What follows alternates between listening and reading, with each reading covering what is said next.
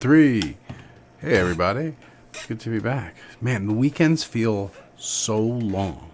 Like, I don't know, it feels like it's been a week since I've been here doing this, but everything seems to indicate it's been only 2 days. I guess time is relative. Monday's always a settling in. I'm taking a break from coffee for a few days, so this is a no caffeine whatsoever day. So I expect to be pretty dialed down. I gotta kind of chill. Hopefully in not too many days I can be back on my normal regime, whatever. We're going to do a bit of a cleanse first, though. So, should be interesting. Come out the other end, hopefully, a little cleaner. Yeah, last week's topic was cool, and I like sort of going back and forth between these very, studying magical history on the one hand. We did a whole week on Paracelsus and things like that. And on the other hand, looking at like, hey, here's science. Here's, science married to Eastern concepts is kind of what we were looking at last week. And so that kind of became, hey, Judge Judy Slayer, thank you. That sort of became my foundation for moving forward into this week. That idea of science married with Eastern concepts just rang so familiar because that was basically the idea of a woman named Helena Blavatsky, who we're going to be watching some stuff on today and talking a little bit more about her. I actually don't have any of Blavatsky's books, her original books. I've Isis Unveiled in paperback and all that, but in terms of like original first editions, I do have a number of Annie Besant things. So Annie Besant would be her sort of, what do we call that? The person who follows her, sort of inherited theosophy from her. So I've got a lot of Annie Besant's original publications, but I don't have any of Blavatsky's. Part of that is because Blavatsky lived in the 19th century, right, 1800s. So those books are less available, more expensive, etc.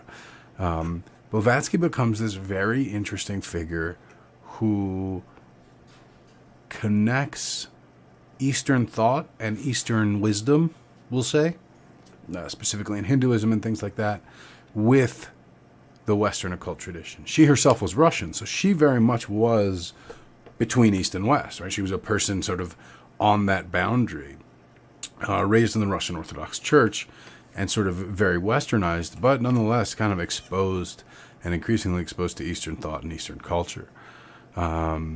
She's known, especially in her time, for being a outspoken woman, not submitting to a man. I believe she got married and then just kind of like went off on her own. Also known for chain smoking cannabis. So obviously we have a kinship there. Good morning, NyQuil. Good to see you, bro. So I have, I think I've mentioned before in some of our talks, the Philosophical Research Society. So they're a group in California founded by Manly P. Hall, one of my favorite sort of esoteric scholars, and has now grown into something of a thriving institute. And so I've found a talk at the PRS about Blavatsky. So this is pretty cool because it's kind of very much inside tradition, right? It's not like a literary scholar. This person's talking to essentially an esotericist audience. So Blavatsky's first two books, for folks who are like, it kind of maybe rings a bell. The first one's called Isis Unveiled. And a lot of what moves into modern occultism and all the conspiracy theory stuff that we were looking at, sort of the Egyptian influence stuff, comes directly from there, right? So she becomes the source of it. And the second one is this book, The Secret Doctrine, which is her attempt at that time and place to bring together, the scientific rationalism that was occurring at that time and some of this Eastern wisdom. So with that as an intro, I've kind of jumped a little bit into the convo, and I went through the introductions and some of the lineups, so we're kind of jumping into the middle of the lecture. And as usual, I will be interrupting and pausing to give my feedback, not only because I hope it's helpful, but also so YouTube does not pull my video down. By the way, we successfully made last week go without YouTube pulling my video down. So that's awesome. Peace, Gabby. Happy Moon Day. And Curly Q also. Welcome, welcome, welcome. It's good to see you all here. But, it doesn't give me an accurate list. I have no idea how many people are here. It's showing me one person, but obviously there's a lot more than you guys. A lot more of you guys here. So, what a blessing. Let me get the screen share going here. Text with cam overlay. There it is. So like I said, I kind of warmed it up a little. We're kind of going to jump right into him talking about the secret doctrine here. And I'll interject. And its evolution. Oh, I guess I should say this is... what's Pablo Sender, PhD. So before we go into some of the teachings, let's see a little bit about the secret doctrine itself. You can see there are 2 volumes, and both volumes are divided in 3 parts. The first part in the first volume is cosmic evolution, and the first part in the second is the anthropogenesis. Now, these parts, the first part in each volume, are the core of the secret doctrine. This part is based on some ancient stanzas that we are going to explore, which Blavatsky translated and commented. So just going into, the secret doctrine, he's breaking it down here. The first is, how does the world come about? And the second is, how does mankind and human society come about? These kind of become the 2 questions that she's getting at.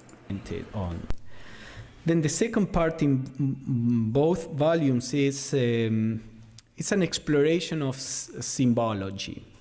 The symbolism related to the cosmos in the first volume, and then the symbolism related to human beings and to religion in the second volume.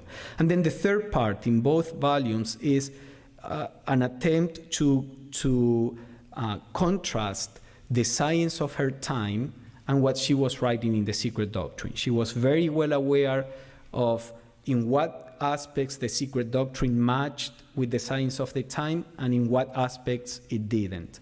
And in those aspects that it didn't, Blavatsky would justify why, in her views, science was wrong and the source from which she was drawing was right. Especially in the field of physics, a lot of information that Blavatsky published in 1888 has been actually discovered by science. Blavatsky sets out the foundations of quantum physics. She said that the atom is divisible when science thought that it was a little ball like hey, David Chen, thanks for that matter, without motion, solid, indivisible. She said that forces were carried by particles, which is what quantum physics says, at a time when science thought that the forces were immaterial. And all the foundations of quantum physics are in the secret doctrine. In cosmogony also, many of the things she talked about, the solar nebular theory at a time where science thought about something else, many of the teachings in cosmology have been proved. The second volume, that is about the evolution of humanity, we are still quite different from what science knows at the time. So there are many points that still remain to be proven. I don't know if he's going to go into it, but if you've ever heard a theory that the Earth is hollow and there are holes at the North and South Pole and races of giants that live in the Earth and things like that, that's all in Book 2 of the Secret Doctrine, right? A lot of flat earthers have gotten into this. A lot of the ideas in Blavatsky's work get kind of taken and reappropriated and regurgitated in a lot of different settings. And so that whole idea of the hollow earth and the races within the earth, a lot about Atlantis and Lemuria comes through Blavatsky. A lot of stuff that we see kind of in modern internet new ageness has at least some roots in this book, The Secret Doctrine. Others that in over 100 years turned out that Blavatsky was right and the science of the time was wrong. This is important to keep in mind because these are not general statements that you say, okay, randomly Blavatsky was right. These are very specific statements that turn out to be right. And this has to do with the source of the information. So she says that the stanzas that she publishes in the first part of both volumes come from a very old book that is not known to humanity, that she called the Book of Xian, or Zan. So she says, there exists somewhere in this wide world an old book. This was in Isis Unveiled, before she wrote The Secret Doctrine, and she published some of the stanzas that are found there. So very old that our modern antiquarians might ponder over its pages an indefinite time and still not quite agree as to the nature of the fabric upon which it is written. In The Secret Doctrine, 10, 12 years later, she would say that the paper of the Book of Xian is a paper that is special. Good morning, Sister Coyote.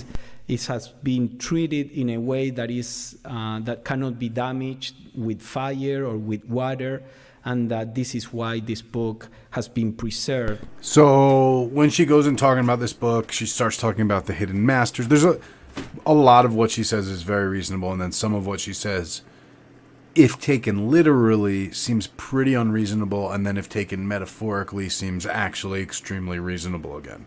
So there's some question here as we unpack what she's talking about. This book that cannot be destroyed, right? Is this a body of human knowledge, perhaps? Therefore, it's held in the mind and can't be destroyed. We'll maybe discuss some of that as we get further into it. It has many thousands of years, according to Blavatsky. She says it is the only original copy now in existence, and she saw this book when she was with her teachers in Tibet. Tradition says that it was taken down in Censar, the secret sacerdotal tongue, from the words of the divine beings who dictated it to the sons of light in Central Asia at the very beginning of our present humanity. So again, there's a lot there to unpack, and I'm going to let Dr. Pablo unpack it because he's the doctor on this stuff, and I'm just a fool. But this idea of a Central Asian group, the Sons of Light, is very reminiscent of our idea of the epistles of the Brethren of Purity. The Brethren of Purity and the Sons of Light seeming perhaps to be, if not the same group, maybe similar type groups. Idris Shah would probably link this group, of course, to Sufi organizations because he links literally everything to Sufi organizations. But there's this idea that maybe somewhere in Central Asia, where we have sort of the Fertile Crescent, where we also have the nation states of Babylon and at the very origin of our era and all this other stuff, things seem to be cooking up there. Another interesting book on this point on the name of this book, the Book of Xian. I've never heard someone pronounce it before. I've always heard Americans pronounce it as Zion. But when he says Tion, that is extremely close to the word Zion in Hebrew, Zion. So a reach, but an intriguing possible, influence. So she claims that at the time she claimed that the Censar was a language that predated Sanskrit. Sanskrit, science knew at the time that was the origin of the Indo-European languages. She says there is a language that was before Sanskrit, and this is the Censar. Today, they know that there was a language before Sanskrit, but we don't know anything about this. And what she says here, this is part of what she explains in The Secret Doctrine.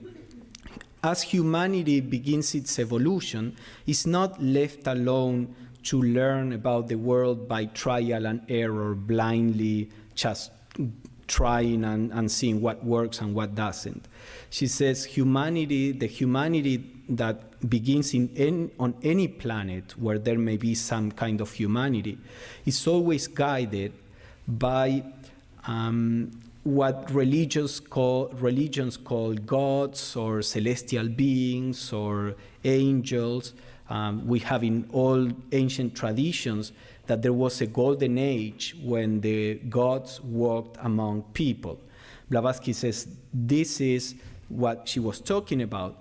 And these divine beings are the ones that instructed humanity with certain fundamental truths that are preserved by those human beings that are more mature, more evolved, and we'll see a little about that later.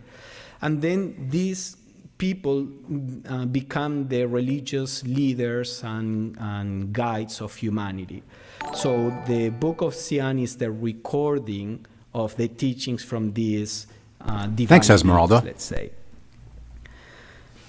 Then she says that the first installment of the esoteric doctrines that she is giving in the Secret Doctrine is based upon stanzas, which are the records of people unknown to ethnology. This is already what she writes in the Secret Doctrine, the previous quote. So she's claiming that this is, a culture, a people that are totally unknown, in a language that's totally unknown. And that's why a lot of people met this with skepticism. And he explains in the beginning here how she got to Central Asia and started on this. She claims she was in London and met the master of her dreams, a master who had appeared to her in dreams, and he then took her on this journey. Was from Isis Unveiled.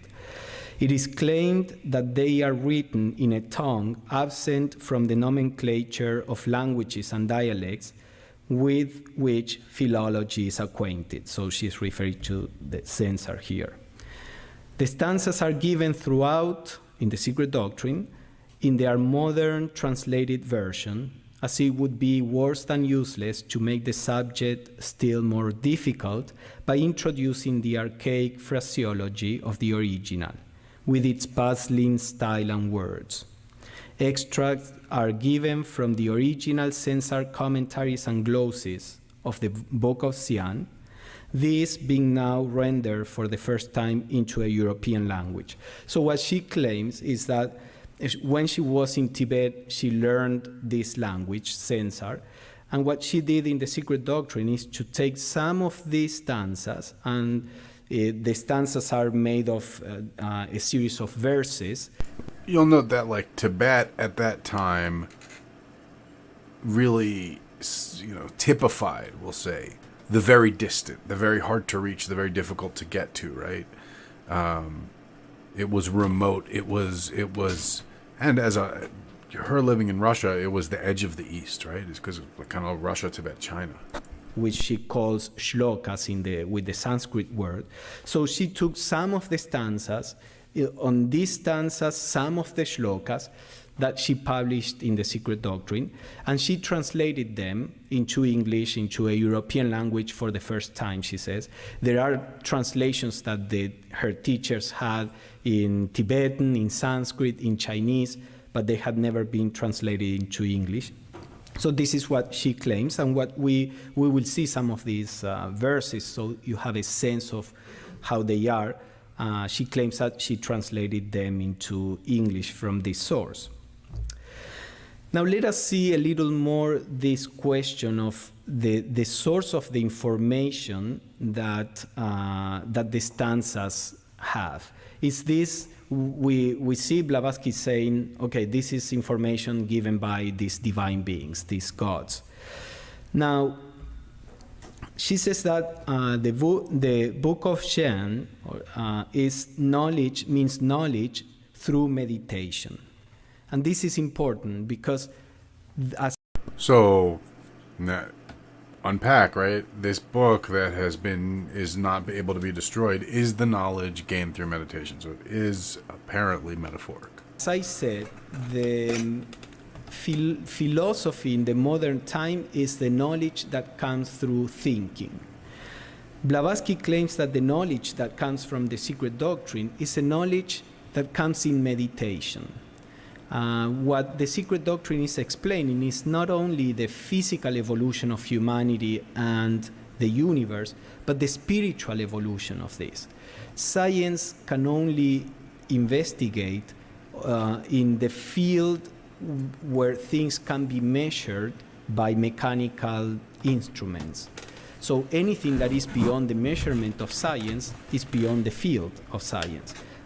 X-rays were not a scientific fact before we built a machine that is able to measure it and to do experiments, etc. So Blavatsky says there is the physical aspect of the universe that science knows something about is a very small part of what we are as human beings, what the cosmos is. There is a huge reality beyond the physical plane, but it can only be accessed by spiritual means. And those spiritual means need to be trained. So the idea with HPV is that there is a way to train these senses to do this kind of research. And so this is where it becomes kind of a foundational line of thought in Western magic. That's why it's a germane topic for us, right? Because here you have the Western thinker linking meditation, Eastern spiritual techniques as we use them, with causing change or interacting with, we'll say, the spiritual reality. Yeah, okay. So, that's fine. I can read the quotes, but meanwhile, I'll keep saying something about this. So, this is what I call a trans-intellectual means of perception. Of course, when scholars hear about this, it is difficult for them to have to put this idea into what science or the academia knows today. So they tend to interpret the secret doctrine as Blavatsky's imagination. I think when we study the secret doctrine, we can see that if this was Blavatsky, came out of Blavatsky's mind, then she was more extraordinary than she already is. It's impossible to think that somebody can make this up. So what Blavatsky proposed is that this information came through a kind of scientific method, but using higher senses, let's say. So she says, in The Secret Doctrine, it is useless to say that the system in question is no fancy of one or several isolated individuals, that it is the uninterrupted record covering thousands of generations of seers, men who have developed and perfected their physical, mental, psychic, and spiritual organizations to the utmost possible degree. So she says, these seers, for generations, thousands of generations, they have developed all these other senses, and they are researching, they are looking into the universe, into the nature of human beings by these spiritual means, and they are writing all this down, so to say. So just as a scientist does that researches on the physical plane, they are researching on the inner planes. And she says, they investigated by checking, testing, verifying in every department of nature the traditions of old by the independent visions of great adepts. Part of what Blavatsky would say is that the ancient wisdom is the result of these kind of adepts that exist at every time in history, and they are research into the spiritual nature of the universe. So we receive this tradition, and normally the general population either believes in this and has faith on this or doesn't. But she says the adepts don't work in that way. They receive this tradition and then they verify it. They look and see if they see the same that the tradition is saying. So she continues. I would say this becomes sort of the foundation for the modern magical metaphysics thing, right? Maybe we'll look at Gurdjieff a little bit this week too. But this is where we start to connect this idea of like having other senses that we're training to perceive differently, receiving teachings, and then performing independent experiments along those teachings to verify. No vision of one adept was accepted till it was checked and confirmed by the visions so obtained as to stand as independent evidence of other adepts, and by centuries of experience. So this is the same as the scientific method. An adept goes into meditation, investigates in some aspect of the human nature, the cosmos, and another adept does the same, and then they check the results. And we have in the theosophical tradition some examples of some developed theosophies that investigated in this way. So you can see that the source of the secret doctrine is claimed to be a scientific source, but in non-material realms. And then she says that this is exactly how she learned also. She didn't learn from her teachers in the way that we do, talking to each other, teaching philosophy. She says in a writing that she left before dying, she says, knowledge comes in visions, first in dreams, and then in pictures presented to the inner eye during meditation. Thus have I been taught the whole system of evolution, the laws of being, and all else that I know, the mysteries of life and death, the workings of karma. Not a word was spoken to me of all of this in the ordinary way, except perhaps by way of confirmation of what was thus given me. Nothing taught me in writing. So this is something, whether there was an actual teacher, whether she actually went to Tibet, all that gets called into question here. But the main point is, that's what I think most of us can relate to, right? Because that's that inspiration, that ancestral guidance, that spiritual guidance, where when we do come to maybe read the secret doctrine and see something and say, oh, that's interesting, I recognize that from my own internal experience. Not, because there are some things where you say, oh, that's interesting, I've never thought of that before, that's a new idea to me of how fascinating, etc. But there's a whole other thing to say, I did kind of always think that. It's interesting, right? And so that's very much what she's describing here. So you see, she herself, what she learned when she was in Tibet is not a philosophy.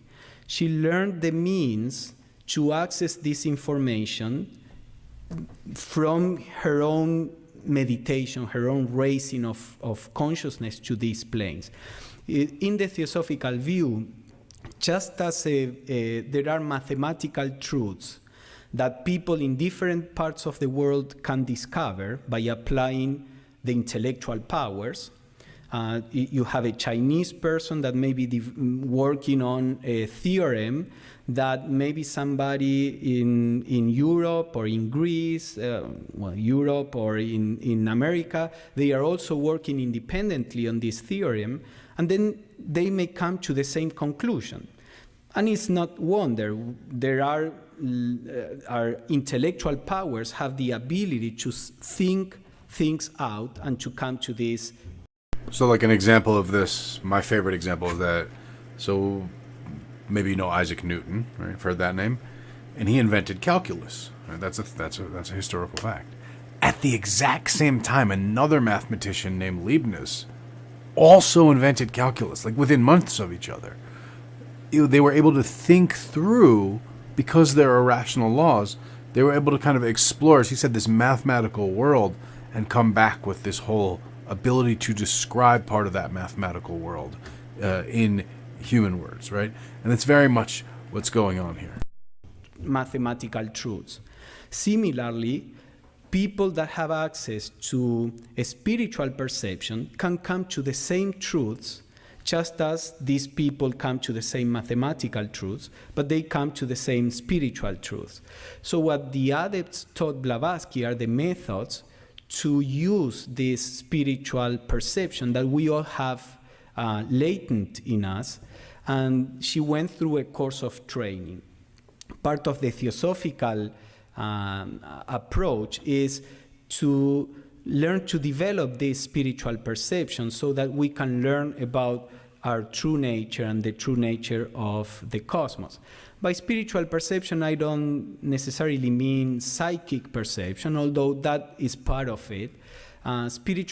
Psychic perception is still a perception that comes through senses. non-physical senses, but it comes through psychic senses, let's say. And all perception that comes through some kind of sense may be wrong, may be conditioned, may be misinterpreted. There is a higher perception, the spiritual perception, by which one can perceive truth as it is. And that is the most important aspect to develop, which is what she was trained in. So he's happy with the information. Good.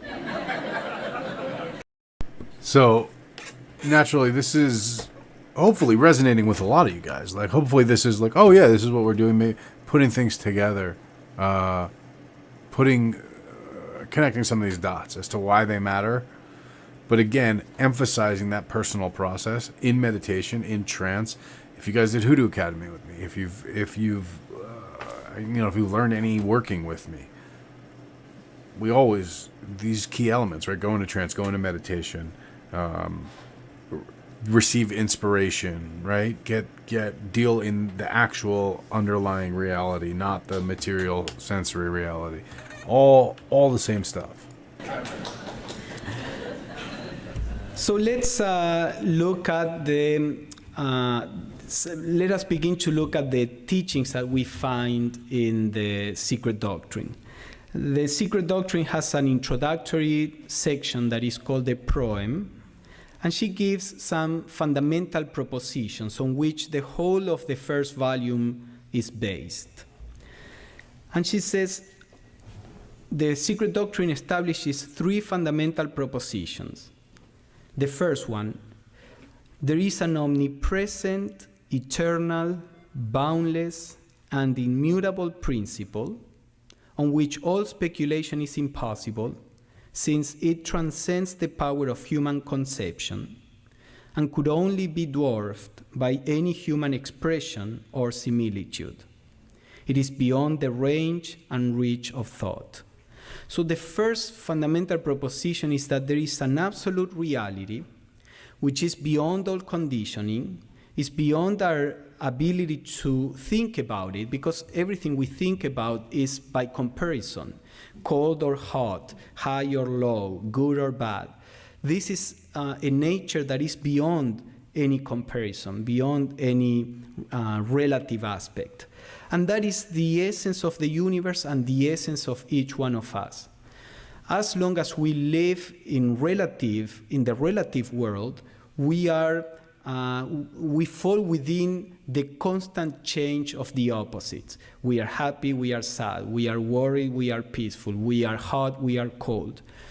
But there is something that all traditions point out, that it is a state that is per se immutable, is stable, is independent from what happens.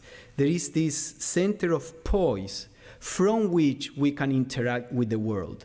This center of poise is our true nature and the true nature of the cosmos. There is no difference.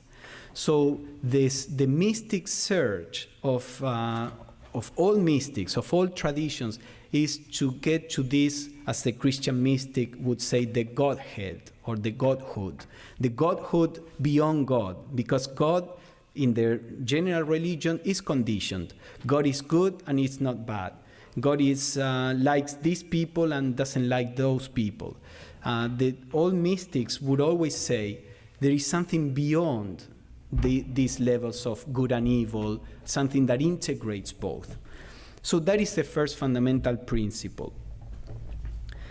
Then the second principle, let's see if we can get, she says, is the absolute universality of the law of periodicity, of flux and reflux, ebb and flow, which... Here we're getting back onto some of the stuff that was covered in the Kybalion, right? Periodicity, flux and reflux, ebb and flow, give and take, the cyclical nature of things. Physical science has observed and recorded in all departments of nature. So basically this is that everything in the universe is cyclic. And our moods go through cycles, our existence go through cycles. We are born we die, we are born again, we die. Everything goes through cycles. So the whole view of the universe in Blavatsky is in a circular time, not merely circular, because within every new cycle, the next cycle starts on a higher plane. As we like to say, it's in 2 dimensions, it's a circle. But if we look in 3 dimensions, it's a spiral. It's a screw. Right? Plane. It's just like what we do at school. We study certain subjects. In the next grade, we study the same subjects, but now a little deeper. And we cycle through the different, different subjects and different themes, every time a little deeper. So that's how the universe works, according to the Secret Doctrine. And the third one is the obligatory pilgrimage for every soul, which Blavatsky says is a spark of the universal soul. We are all expressions of one universal principle, and the soul in me is the reflection of this universal principle in my body, let's say. And your soul is the reflection of that universal principle in your body. And this is very important because that reflection is in essence that universal principle. It is for this reason that mystics can perceive unity, that mystics can, in an individual way, feel that they are the whole. Each one of us are an individual experience of the whole. We only perceive our individual experience in general, that is separate, that is opposed to the experience of others. And we may cooperate sometimes and enter into conflict at other times. But when we can raise our consciousness to the essence of what we are one, we are the whole. So for the soul to be able to consciously recognize this, it has to experience life in a separate form. It is by experiencing life in a separate form that we develop the sense of I am. I am because I am this and not that. The separation is what allows me to recognize that I am. And then the spiritual path is to take that sense of I amness so that it comes from I am this to I am the whole. So Blavatsky says, this is an obligatory pilgrimage for each soul. This is something that we are engaged in the cosmos. We cannot escape it. We can kill ourselves and we are going to be reborn. We can only end the cycle of incarnation when we realize the truth of our nature, which is the truth of the universe.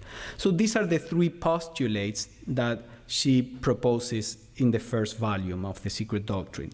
This volume, now that you have the images, is in the proem. This is how the proem starts in the first volume. And this leads to the stanzas of Xian in the first volume that are about cosmic evolution. So let me read a few of these verses so that you have a sense of what the stanzas are. So this is taken from... So again, she's writing in I want to say the 1890s. This was before Aleister Crowley. But you may see some influence on his style and his method from here. But certainly part of the occult renaissance of the late 19th century. From the first stanza. The Secret Doctrine begins before the beginning. What happened before there is light, or God says, let there be light. Of course, the Secret Doctrine proposes a very different view of God.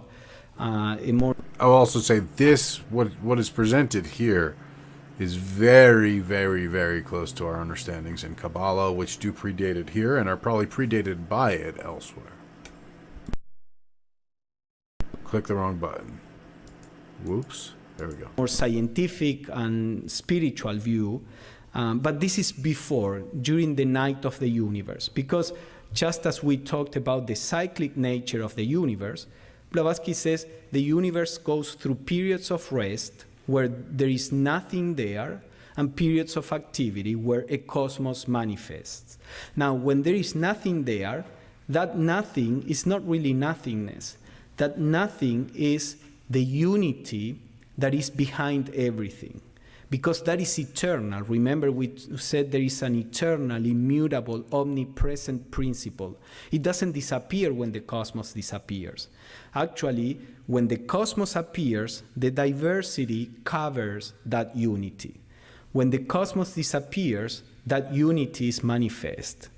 So the first stanza begins by describing this. And she says, the eternal parent, space, wrapped in her ever-invisible robes, had slumbered once again for 7 eternities. So then Blavatsky explains the eternal parent, space, why space. She talks about an absolute space. What are these invisible robes? They are the seed of what we know as matter. And then had slumbered again, because there is this cyclic process. So right now we are again in a period of rest before the activity. And at that time, or at that period, she says, time was not, for it lay asleep in the infinite bosom of duration. And she explains, duration, she says, the phenomena of sleep. Before we can begin to Whoops, sorry guys. Let me get that fixed. Back button. Sorry, my mouse. I got buttons on my mouse that I don't know how to use. the cyclic Here we go. process. So right now we are again in a period of rest before the activity. And at that time, or at that period, she says, time was not, for it lay asleep in the infinite bosom of duration. And she explains, duration, she says, there is a technical term in Censar. There is no English word for this. By duration, she means probably today we would call it like a timeless principle. She says duration is not infinite time because time disappears. When the universe disappears, time also ceases. Because she says time depends on the changes in consciousness. When there is no consciousness, no separate consciousness, there is no time. What is left is this enduring nature, this timeless nature, which she calls duration. So these are how she translated these original stanzas. And then she says, universal mind was not, for there were no celestial beings to contain and hence to manifest it. So she says, intelligence is in the very fabric of the cosmos. But when there are no beings to express that intelligence, intelligence is latent. The mind is not. Whenever an entity... I love the way they explain this. You know, it always makes me think of brewing, which was a science that was known then, or if anyone's made sourdough bread. I know there's recently been a quarantine where many people have taken up the sourdough making. So when you're brewing or you're making yogurt or anything, but brewing especially when you're brewing with wild yeast, when you're working with wild yeast, you're basically just creating an environment that allows what's already there to express itself. You know, it's like growing mushrooms with outside. The spores, everything that's needed for that is already passive in the environment. And you don't actually do anything but give it something to stick to and develop on. And then it plays out its natural cycle, right? You don't have to do anything with that cycle. You just have to provide what it needs to begin its cycle, to perpetuate itself. appears, and by entity can be a celestial being, an atom, a lizard, or a human being. That entity expresses this intrinsic intelligence to the degree that particular organization allows it. A human being can express more of the universal mind than a plant, but the plant is expressing part of the universal mind. Now, when there is no manifestation in the universe, the mind is not manifested. Alone, the one form of existence, stretched, boundless, infinite, causeless, in dreamless sleep, and life pulsated unconscious in universal space throughout the all presence. You will see many of these paradoxes, unconscious, but it's an all presence. what is it? Is it present or is it not? And Blavatsky explains, this is a state that is not known by us. Remember that the absolute state is something that doesn't have to do with the opposite. We know conscious and unconscious. The absolute state is beyond both. We just don't know what this state is. So jumping now to the third stanza, she describes the awakening of the cosmos. The last vibration of the seventh eternity thrills through infinitude. There is a vibration that thrills. The mother swells, expanding from within without, like the bud of the lotus. The vibration sweeps along, touching with its swift wing simultaneously the whole universe, and the germ that dwelleth in darkness, the darkness that breathes or moves over the slumbering waters of life. In her commentaries, she explains all of this. Who is the mother? What it represents? What are the waters of life? What does it mean that darkness breathes over the waters of life? She explains all the allegorical language of the stanzas. Then, behold, O Lanu, Lanu is disciple.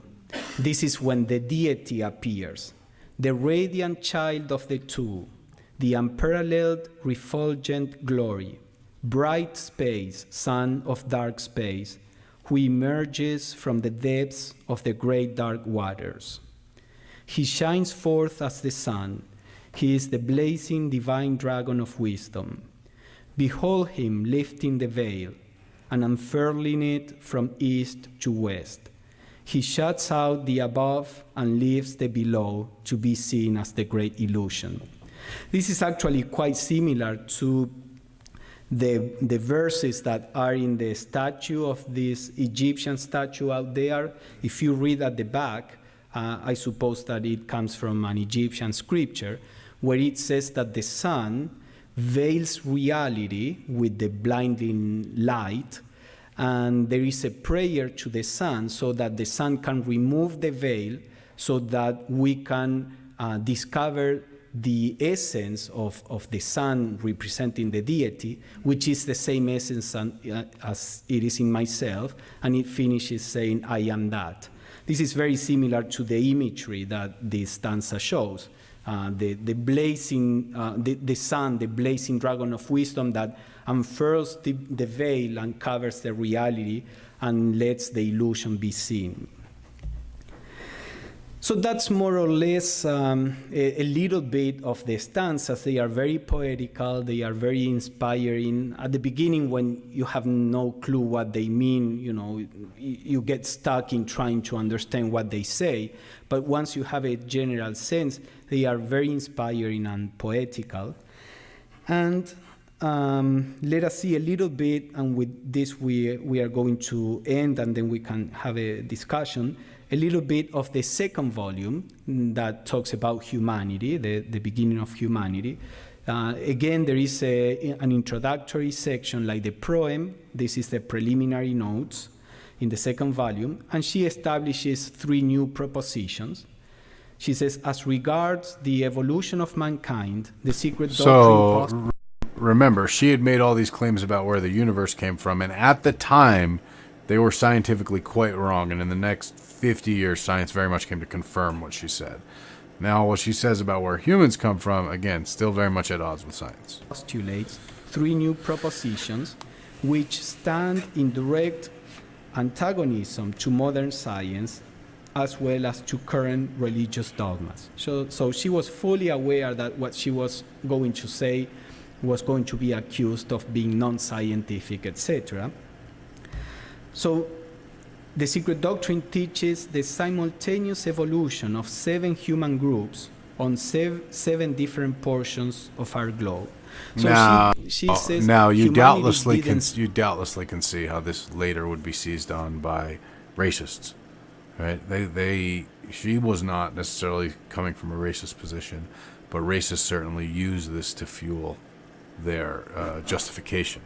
Start from one point, from a group of monkeys, and then from there spread around the world.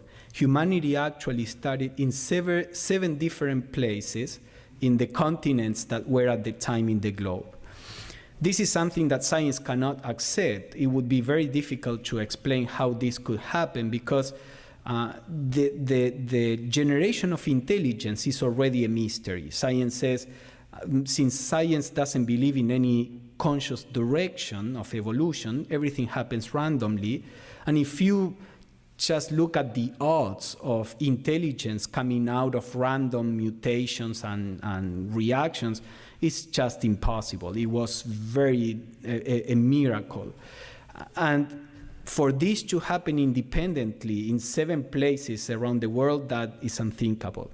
Now, Blavatsky says that all evolution is actually consciously guided. The consciousness is part of the universe. So we will see a little of that. And she says that there are different modalities in how the spirit can manifest, what she would call the 7 rays of consciousness. And therefore, there were 7 humanities that started with coming from expressing different aspects of the divine, let's put it that way. I'm going to throw out that, modern, most contemporary research could very much support this, right? Because we know that we have Homo sapiens, but that we also had bred with these other, Ice Age, at least 2 other types of like Ice Age and Proto-Ice Age humans. So we know of at least 3, maybe 4 of kind of like the modern idea. Neanderthal obviously is kind of, for the longest time they said they were another species, but now all the research that comes out is like, oh no, actually a bunch of people today have Neanderthal DNA, at least partially. So there was definitely interbreeding between these. So it's not, certainly Blavatsky could maybe be right about this one too. I'll put that out there.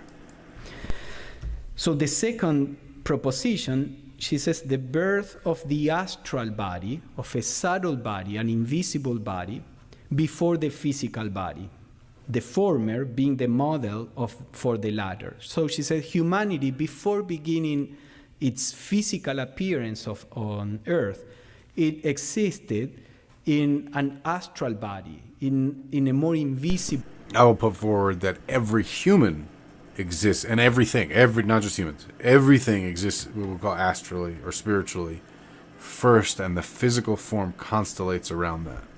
Way. That astral form is like a field of energy, and then the matter comes to sit in that pattern of energy. Because she says the journey of the soul comes from the spiritual planes and gradually comes down into matter. When it takes a physical form, it is already at the bottom of matter. But there is a whole journey coming through different planes of the universe before it comes to the physical plane. She would say Darwin approaches evolution at the middle point. He misses all that happened before we became physical. So she says the first humanities, the first stages of evolution of humanity were non-physical. Of course, being non-physical, there are no fossils or remains that we can discover. So you can only know about this by spiritual research, as I was saying. And then the third one is that humanity, in this round of evolution, appeared on Earth before every mammal. In the anthropoids, the monkeys, and included. Hi, now that one's an interesting hot take, right? That we were before all the monkeys. So she says, in this round of evolution, humanity became physical first, and the mammals were also spiritual, let's say non-physical, and she explains a very complex process by which the animal souls began to incarnate and to be physical using the remains of the human beings. It is a very strange theory. Why would she make this up unless this is what she and her other teachers saw? It was far easier to go along with the general evolution. But this is what she says. This is how evolution happened according to her visions and those of her teachers. So to finish, let me read a few of the stanzas of the second volume, or the verses, so that you have a sense of this. I chose some of the main ones in the evolution of humanity, and you will see that there are gods involved in this. Blavatsky explains these gods were human beings in previous cycles of evolution in other planets, and the future of humanity is this. When our soul finishes the human experience, it doesn't just get frozen for all eternity as a soul. It goes on, moves on to other systems, and now begins to help nature in the evolution of new humanities and helping in the way of the gods, let's say. So the verses say, the great Chohans, the lords, the celestial beings called the lords of the moon, of the airy bodies, were called. The great Chohans called the lords of the moon, of the airy bodies, and told them, bring forth men, they were told, men of your nature. Give them their forms within. She, Mother Earth, or nature, will build coverings without, external bodies. For male, females will they be. Here again, we kind of plugging in with older, certainly Arabic and Middle Eastern thought, meaning that sublunary sphere that we talked about, the nested spheres of reality, right? And that sphere of those lords of the moon, right? That level of the sphere of the moon, those beings being the ones who said, okay, we're tasked with making and governing this sphere, which we're in, when we kind of typify their creation, their work, we'll say. They don't become the creators, they become the, there's a difference between who creates, like, if you buy designer clothing, the designer created that clothing. They don't sit there and make every garment, right? So the idea is that these gods are the ones that produced this astral body that is a model on which nature can build a physical body. Blavatsky says nature doesn't leap from one stage to the other. It all happens gradually. So before the human form can be created, it needs some kind of mold. This is known in science. For example, if we grab a cell and we put it in a petri dish, that cell will grow as a sheet. But if you grab a cell and you put it in the uterus, then that cell will develop into a body with a 3D, three-dimensional form. So science doesn't know what's the difference. How come that here it takes this form and in the lab it is just a sheet? So if they want to develop artificial organs, they have to create a mold, like a silicon mold, so that the cells follow that form. This astral body, Blavatsky says, before science knew anything about this and could do these things, this astral body is the mold given to nature so that the human form can be created. And this is why humanity was first astral before it became physical. So the form is created, but then the stanzas say the breath, the human monad, the spirit, needed a form. The fathers gave it. The fathers are these lords of the moon. Now the breath needed a gross body. The earth molded it, as I said. The breath needed the spirit of life. The solar spirits breathed into the form. So that would be prana, the vitality. The breath needs a mind to embrace the universe. So now that the physical form was there alive, now it needed a mind. We cannot give that, said the fathers. I never had it, said the spirit of the earth. The form would be consumed were I to give it mind, said the great solar fire. So the early man remained an empty, senseless ghost or phantom or an empty form. So for a while, humanity was physical but had no understanding. And at some point, when the physical body was mature enough, came the incarnation of souls, which are the ones that gave the bodies the mind. And these souls are called the sons of wisdom. So later sloka says, the sons of wisdom, ready for rebirth, came down. They saw the intellectually vile forms of the third root race, or the third evolution, the humanity of the third evolutionary cycle, which was still senseless. So the souls came, they saw the bodies, and they say, we can choose, we have wisdom. So some of the souls enter into the bodies. Some enter the chayas, the empty bodies.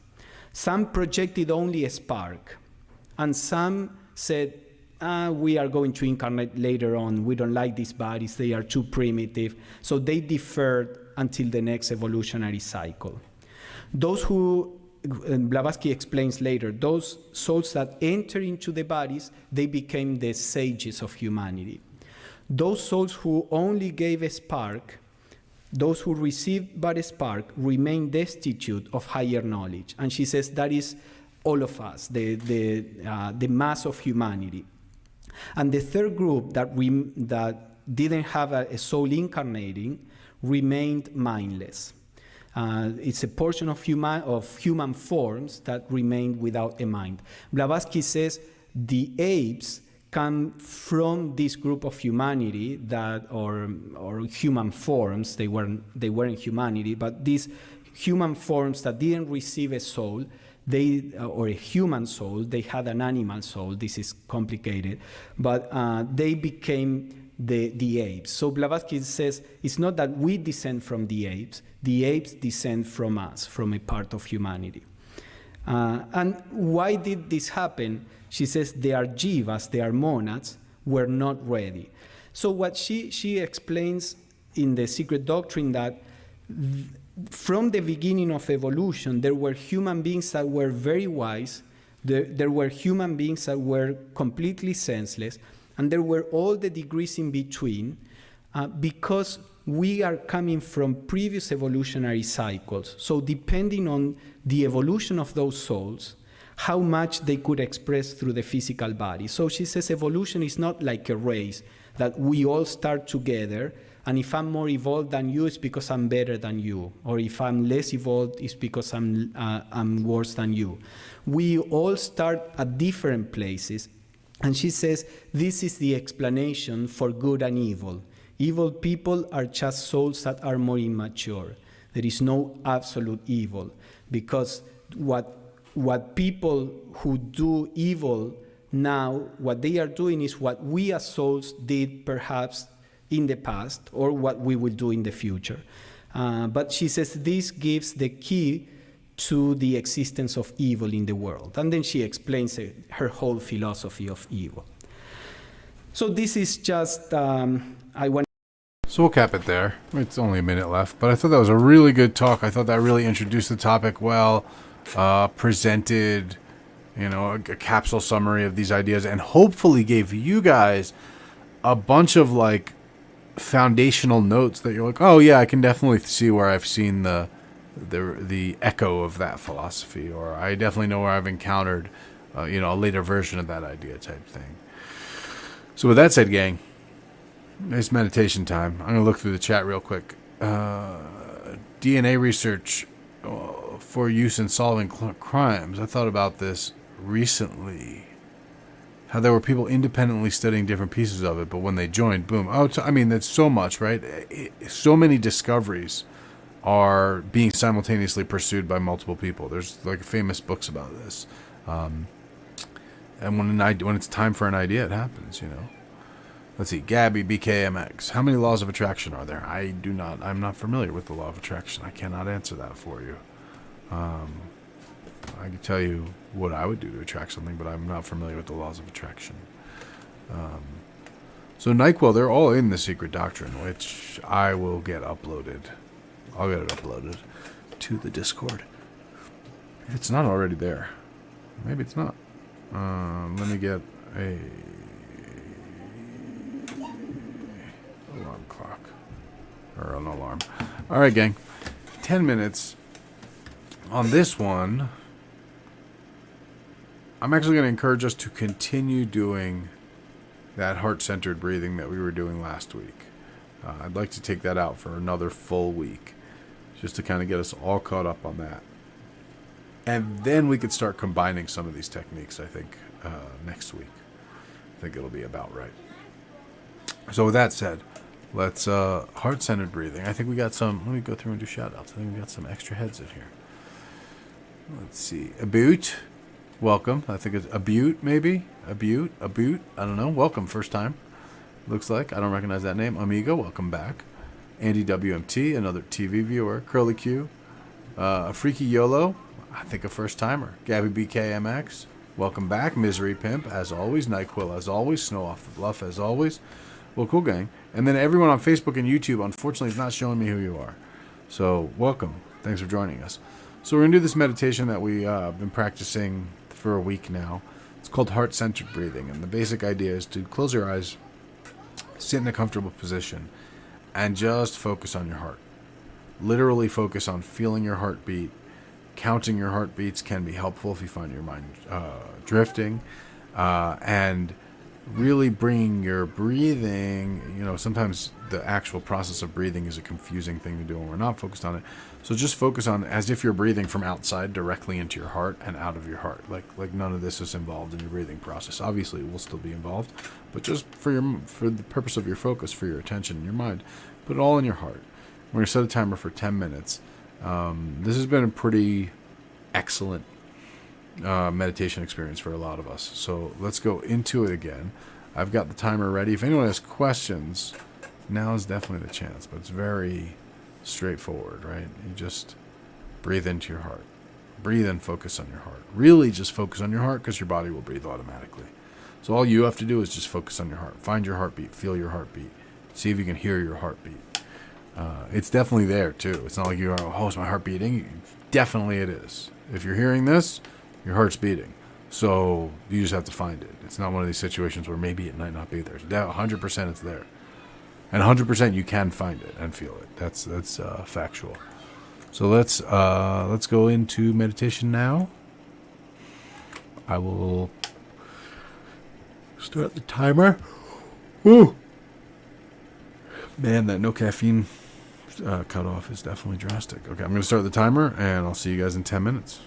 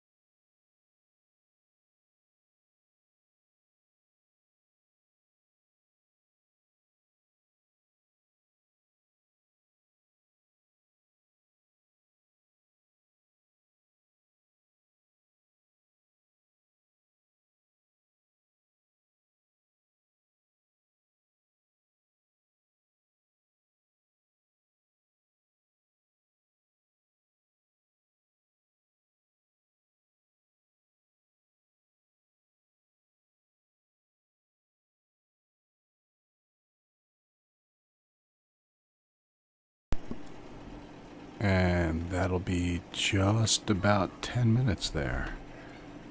18 seconds left, but we'll bring you back now. Shout out to whoever gave me the like or the follow while we were going on there. It definitely scared the hell out of me in the midst of meditation. Let me see who that had to have been. Candy Bunny, thank you. Thank you for the like. Definitely scared the hell out of me in the midst of meditation. Thank you for that. Well, I got actually have an acupuncture appointment very soon.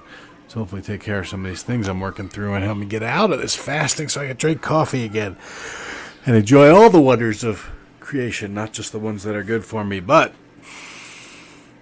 let's take that deep breath into ourselves.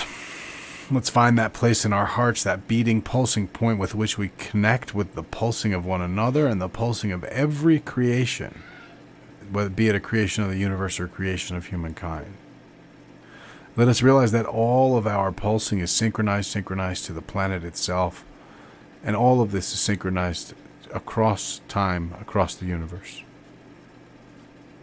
And in that synchrony, let us realize that we are all truly one thing expressed in different pulsing, the way that yogurt is one thing expressed in pulsing across milk. And so here we are, one thing of millions, billions of humans, trillions of organisms, but all one thing, on one mission, to collectively proceed. May we be guided, may we be open to the guidance we receive in our individual process of proceeding. May we help others in proceeding, and may we receive help from others. And when it is offered, may we accept the help of others in proceeding. May we move forward with faith and certitude, with calm, with strength, with clarity of vision, and with purpose in our stride towards fulfilling our purpose, fulfilling our own growth. May we be mindful as often as possible of the unity between us and all creation, that we are never opposed by it, but only need to reposition ourselves in relation to it. May we recognize the necessity of every hardship we endure as the corollary to every hardship endured by our opposite. May we understand that these moments push us forward as the hardships of contractions push us forth from the birth canal. May we be calm and relaxed, at peace and composed, and reside in equanimity as we set forth with each creature we encounter, with each passing inspiration we encounter within and without ourselves. And may we all say, Amen. Thank you all, as always, for tuning in once again. I thank you, I bless you, I love you. I will see you on here tomorrow morning, or before then on the Discord.